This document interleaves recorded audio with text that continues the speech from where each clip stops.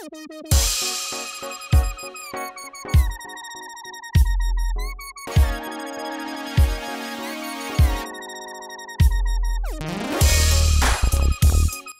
is up YouTube, Jamie the Kid 00 here, coming to you guys with a brand new deck profile. Today, we're going to be exploring the new Danger Thunder Dragon Phantom Skyblaster deck that I took to today's locals in Bedford and ended up going undefeated with, taking first place.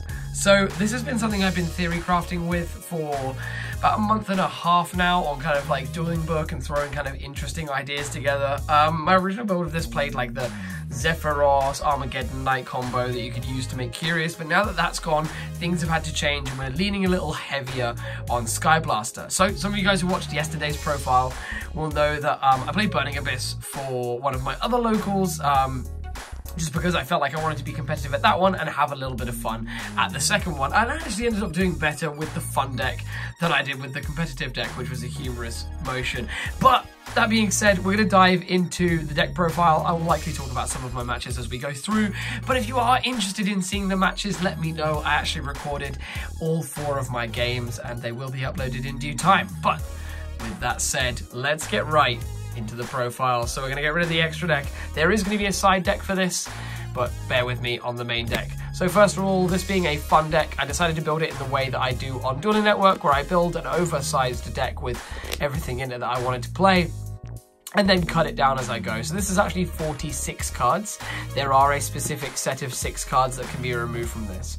I should also say, at time of filming, I'm very aware that there was a Thunder Dragon deck or multiple new Thunder Dragon Danger concepts that topped YCS Sydney. I haven't actually watched those on purpose because I didn't want them to affect this decision. I wanted to get one last hurrah out of my deck before it technically became a net deck. So let's dive into this. We're going to start with the Thunder Dragon component. Played 3 copies of the original Thunder Dragon, giving me that fodder in hand to avoid my important Phantom Skyblasters when I'm using my dangers was very important.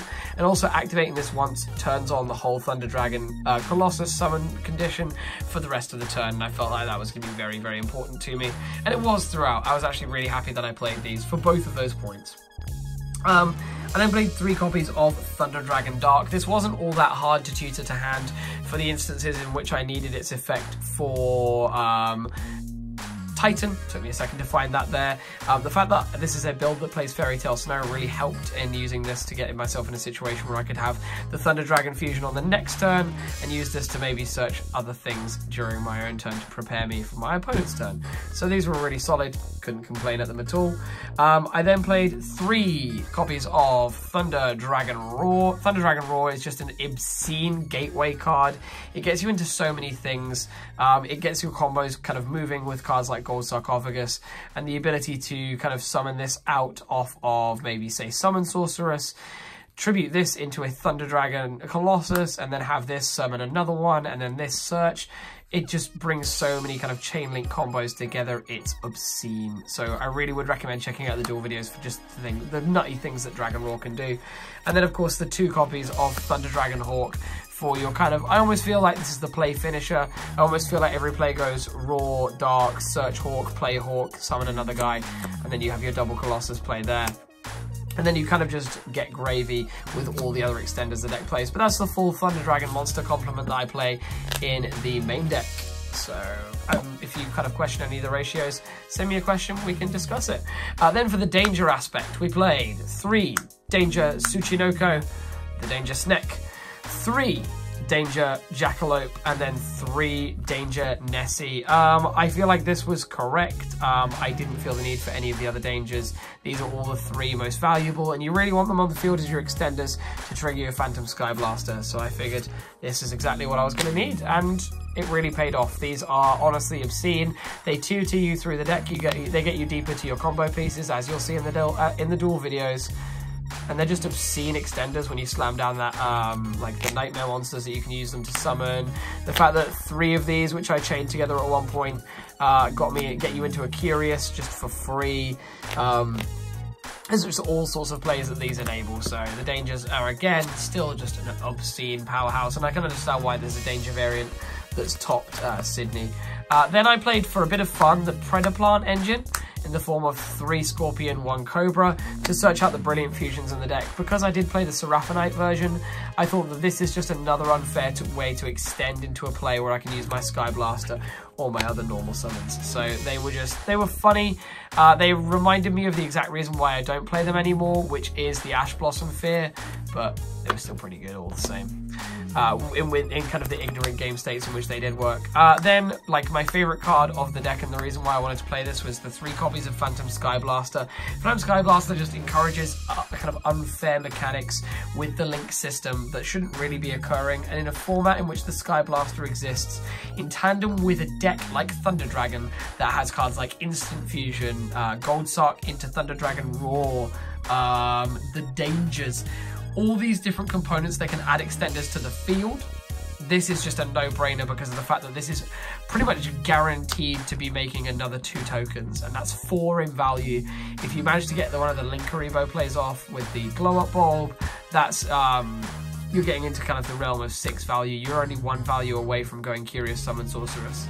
Or if you're playing the Griffin play, you are 1 value away from going Curious Griffin and setting up Imperial Order. So this is just unfair as a card, and I'm really going to try and focus on some of those combos going forward. And who knows, maybe I'll refine the deck to a point at which we can actually make some combo videos. But as you'll see in the duel videos, I really was just making this up as I went along for the locals. Then for the one-offs, I played 1 Gem-Knight Amber. I was bitten by playing one once in one of the videos because of the fact that I milled it off of Curious and I already had a Brilliant Fusion in hand. But in situations in which you draw this, you can just Thunder DragonHawk it back to the deck. We played 1 Fairy Tale Snow for the Brilliant Fusion and for the Curious, 1 Glow Up Ball because we are playing 1-for-1 as an extender. And the only time I saw this was when I drew it alongside 1-for-1, which was phenomenal. But we're just playing a few ways into that. But that rounds off the monster lineup. I'm not playing any hand traps because I don't feel I need them, and I should be able to blow through any board that isn't the Rongo play. And to be quite honest, I didn't really expect anyone to be playing Rongo at locals. So. And that paid off. I didn't play it against any Rongo. I never played against a deck where I really wanted a hand trap. I just felt like I felt confident that I could blow out any board in a similar way that Burning Abyss can. And that proved to be true. I can just summon bigger monsters very easily. And then, of course, the Nightmare Complement is just a universal problem-solving engine. Then for the spells, we played, again, majority extenders. So Monster Reborn, Soul Charge, of course, being obscene in this deck. 1-for-1 and Thunder Dragon Fusion being the one-offs. I feel like I only really need the 1 Thunder Dragon Fusion because I'm only really using it to make Titan once, usually for my game push or to make my hand more proactive in my opponent's turn if I already have a Thunder DragonDark in my hand. So I felt like this was fine. I should mention as well, I didn't really miss Matrix because this was a pure build. I didn't really feel the need for it, but that can be subject to change. I just felt like the deck was thick enough already. Moving into the multiples, we played 2 copies of Instant Fusion.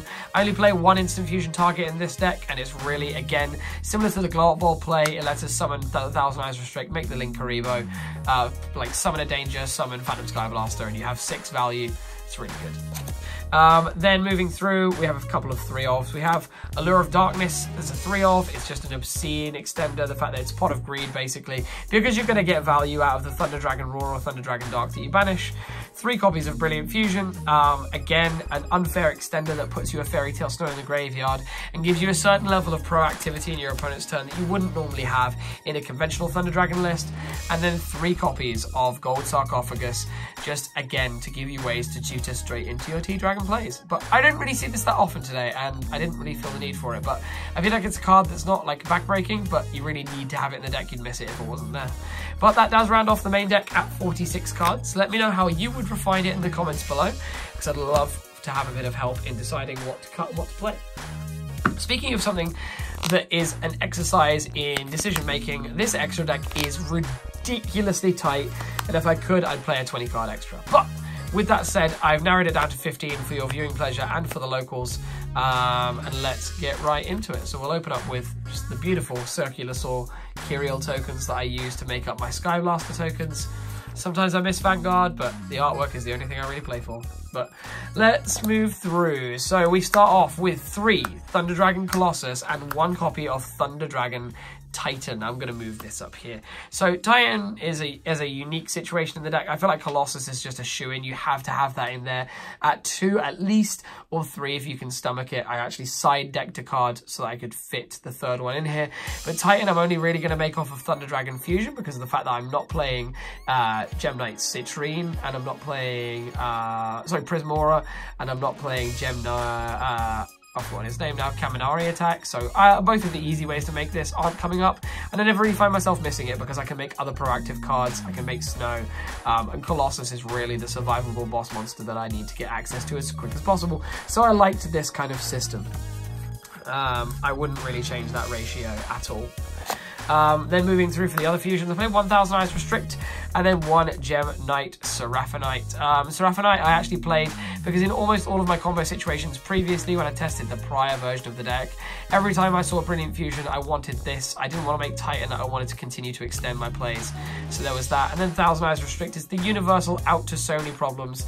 It's a straight link 1 value, and I felt like it was the most valuable card over cards like Kaminari attack because I didn't want to make Titan, I just wanted to extend my plays, make Linkuriboh, take my opponent's monsters, you know the drill. Speaking of Linkuriboh, he's going to start off our Link section. He's just, again, the universal starter. He makes the instant fusion work, he makes the glow up bulb work. He's just really, really good. There are a few situations in which I bricked, so I was able to make this to defend, say, my Colossus and other items from getting their effects negated and getting attacked over. So Linkuriboh. I then play 1 LANphornychus.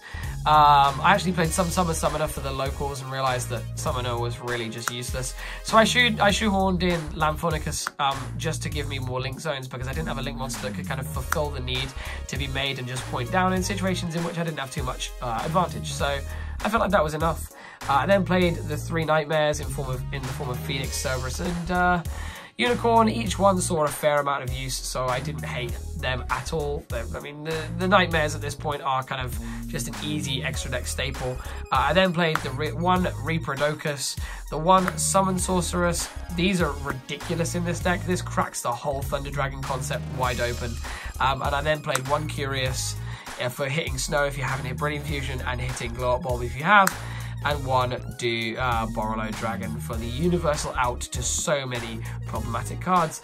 But that does bring me to the end of the main board. We are going to move quickly through the sideboard. It's fairly self-explanatory, but you guys always ask me for a side, so I figured I'd give it to you. So, scrolling through this, we played the 1 Imperial Order, because we do play the 1 Nightmare Griffin to go alongside it. This is the going first combo against Sky Striker, but I never saw any. That's the end of that explanation.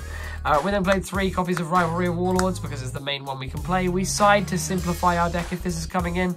So we side out certain things like some of the Phantom Skyblasters and some of the other more extravagant cards that we wouldn't find ourselves making quite as often under the Rivalry. So there's those.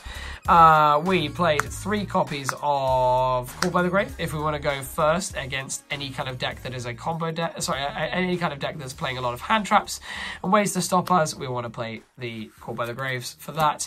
Then played 3 copies of Twin Twister for spell trap decks, accompanied by the 3 copies of Red Reboot for the same type of thing. And then if we think our opponent is going to try and play smart and make us go second, well, we're going to put in the Boral Sword Dragon to make our OTK potential that much stronger because it's so easy to make. But yeah, guys, that brings me to about the end of the video. I do hope you've all enjoyed this as much as I have. I really loved playing this deck for this local event. It's honestly obscene, the kind of plays that this deck can come out with, and I'm quite excited to go away and watch Bowden's deck profile and Jesse's profile on what they played in their ones. But yeah, guys, let me know what you think in the comment section down below, and I look forward to posting the duel videos for you very, very soon. Please leave a like if you did enjoy the video. It really helps me out, lets me know what you like and dislike. Please feel free to leave a comment if you have any feedback or any thoughts on the list, anything else you would like to see me produce. And if you're new here and you want to see more of the same, please feel free to subscribe to the channel as well. But as always, I've been Jamie the Kid 00. Thank you so much for watching, and I'll see you guys with some more Yu-Gi-Oh! Related content in the next one. Peace out. Bye-bye.